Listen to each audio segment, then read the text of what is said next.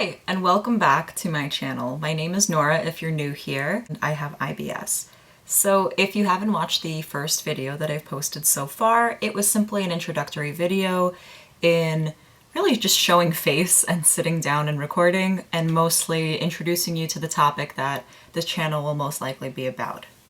Since I'm mostly using Instagram to gather data, as that's where my largest audience is, I've decided to put a couple of surveys and Q&As in my Instagram stories to try to connect with my audience a little further. So I've added a couple of prompts the other day, basically myths and any sort of information to debunk IBS, if you have it, how have you been diagnosed, and other questions like that I will try to be doing a little bit more with time. The first question I asked my audience was, what have you heard about IBS? In which my responses went on a couple of levels. One person said that it hurts. Another is they've had a lot of patients, so they know a decent amount, but they just don't know where to start. There's no real cure for it. That it will take over your life. They don't exactly remember what IBS is. Tension on the bowels that causes discomfort, and using the bathroom frequently. That the form of IBS that I have is IBS-D. So unfortunately, it comes to struggling with a rebuttal of having spontaneous bursts of the unpleasant kind, where sometimes when you have one form, you wish you had the other, and when you have the other form and you're in discomfort from C, you wish you had D to relieve yourself. The same analogy can be drawn to me having curly hair my entire life and always wanting straight hair because it's simpler. Rather, the counterpart of my friends having straight hair are like, my hair doesn't hold a curl and I wish it would do something other than just lay there. So we always will want what we don't have, or we will always want the opposite. So this is a good place to kind of start accepting what you have and tapping into that information. The next question I asked my audience, which I found very interesting in responses, was misconceptions and skepticism you may have about IBS or IBD issues. To my surprise, I got a pretty substantial amount of answers. So number one, the answer was, people don't get how silently debilitating it can be. I think debilitating is a very powerful word that a lot of us have used. Someone else, I don't think it only affects our brain, which affects our guts. There are many factors to it. 1,005%. I think people forget that IBS affects people differently across the board. 105%. A lot of people claim that if they get stomach aches, the most common diagnosis here is IBS. That's possible. That your life is over, or you're going to be basically not well. I've been there. So, and also a lot of people thinking that it's all in their head. Been there. The following question is, do you personally know people who have IBS, or do you have it yourself? From the audience that answered, 53% self-disclosed and said that they have IBS, and 47% of my audience says that they know somebody who has IBS. Since IBS is one of those silent but deadly kind of situations, it comes up when you least expect it, when you're out, it's very spontaneous, it comes in varying forms of discomfort. You might notice that a friend who is not really anxious has all of a sudden become very irritable and very obsessive over their bathroom habits, or something has changed in their dynamic of your friendship or relationship. So this is a good place to start as a friend, an ally, a family member, a other half in a relationship, and start developing your own mindset in being a little bit more understanding of what is going on with the person I most care about, and how can I be there to best support them. If you're on the receiving end and you are the one who is coping with IBS, this is a good time to really look at yourself, backtrack, and start jotting down the information that you need in order to start taking the proper steps. To finish off with a couple of these questions that I asked my audience, another one I asked is IBS something you think about a lot, or does it not take over your life?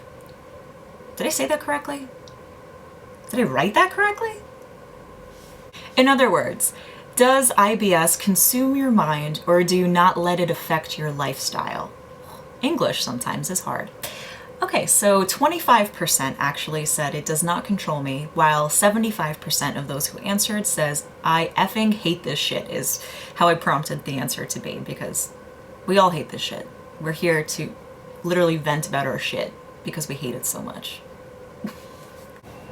To start, I wanted to point out some of the triggers that contribute to IBS in my personal experiences. So, to my discontent, it always comes up for me when I know I have to leave the house or I'm traveling a long distance through public transportation, airplane, boat, horse, whatever. It always just seems to strike this little point in my mind that we don't have public bathrooms anywhere in the world.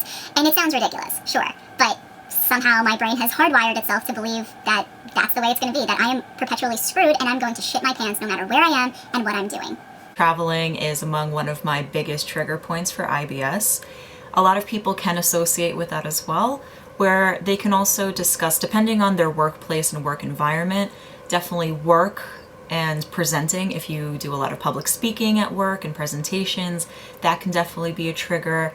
Maybe a traumatic experience through food poisoning and kind of getting back to enjoying that food. Not even food poisoning, but having a horrible flare-up in public in a really bad situation has made you either never wanting to go back to that restaurant, never ordering that item before, or even associating with going out to eat.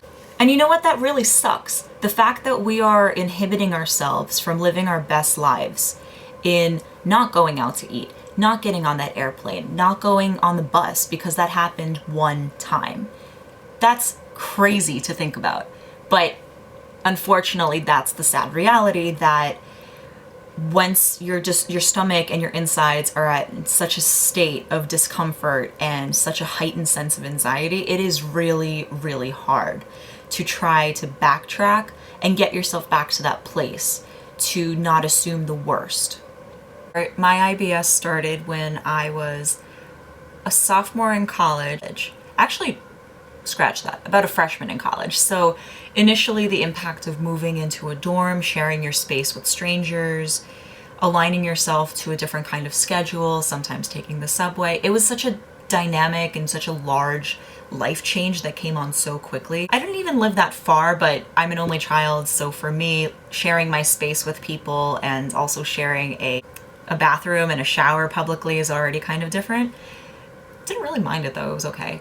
But I did have a professor who triggered a lot of negative stress and anxiety. I don't want to give her too much of the time of day because she does not deserve it whatsoever. But she has caused me a lot of distraught thoughts about myself and my academic performance at the time, and really the way I came off as a student. So she put me in a situation, and I gave into that situation of feeling like I was the worst student, I was less than, and her words really just made a negative impact on me. I want to point out how important that is, that IBS seems to come about in situations when you are in distress, when you are uncomfortable, and when you feel vulnerable. That starts to offset your mind and your gut connection in really just kind of letting yourself go. In that situation, I was put in a very compromising state because I had this professor for many classes and she dictated my future. So yes, I did have to kind of submit to her words and do better. And of course, as a student, I was, held to a standard by the school. Of course, sitting in her class was incredibly uncomfortable. My stomach would gurgle. I would just refuse to eat or drink. And that kind of put me in a weird situation of avoiding food and not liking food. And that's a whole other video. I'd love to hear below also in the comments if any of you have been put in a compromising situation where maybe you have been presented with a flare-up of IBS and maybe how you got over that. Before jumping the gun and assuming you might have IBS and before wasting time sitting in a doctor's office to give you a misdiagnosis, start recognizing your patterns. The best advice I can offer you at the moment is start carrying a journal with you. Buy a beautiful journal. Have a post-it note. Carry some sort of pen and paper or quill with you to jot down any moment of discomfort that you feel. Take that, expand on that point. So, when did this happen? What did I eat before earlier that day? What did I just eat? Did I mix a beverage with it? Was it carbonated? What kind of symptoms did I have? How long did it last? And kind of start opening up this discussion with yourself. All smart people talk to themselves. It's not weird, but the only way to get to the root of the problem is to really start figuring out and jotting things down. Or you can bring that information to a doctor at a later time so you already have a baseline of data to start with. How many times a day do you use the bathroom? What does it look like? How serious is it? Quite literally, there are charts online that are pictorial. They're not like real pictures, but it is really helpful to pull up one of those poop charts and start pretty much looking at it and figuring out what's going on. The charts explain a little bit more in depth for noticing if there might be a trace of bacteria found in it, which is going to affect how much discomfort you are feeling and how often you are using the restroom during the day. It is very, very, very hard from my personal experience to snap out of it and, figuratively change the channel in your mind. I wish I can just take a remote to my brain and physically change it, but sometimes it's impossible. For me, that is the utmost work in progress, is not letting that be the center of my brain and the center of my day's focus when I do all of the other proper things. To not do that. I wake up every morning, I exercise, I eat, I hydrate, I do all of the proper things, I take the proper supplements, but yet in the back of my head, it is still there. And it is so annoying to get out of that mindset, to always assume that something bad is going to happen. I don't know where this mentality comes from. If you're watching this and listening, you're not alone. And if I sound a little crazy with this, bet your ass I am. Of course. So forgive us for being a little bit on edge and a little obsessive with, a not so taboo anymore topic about using the bathroom. But this is why we're here, is to talk, to grow, and to learn. I wanted to read a couple of sentences in here to basically sum up what this video has been about thus far.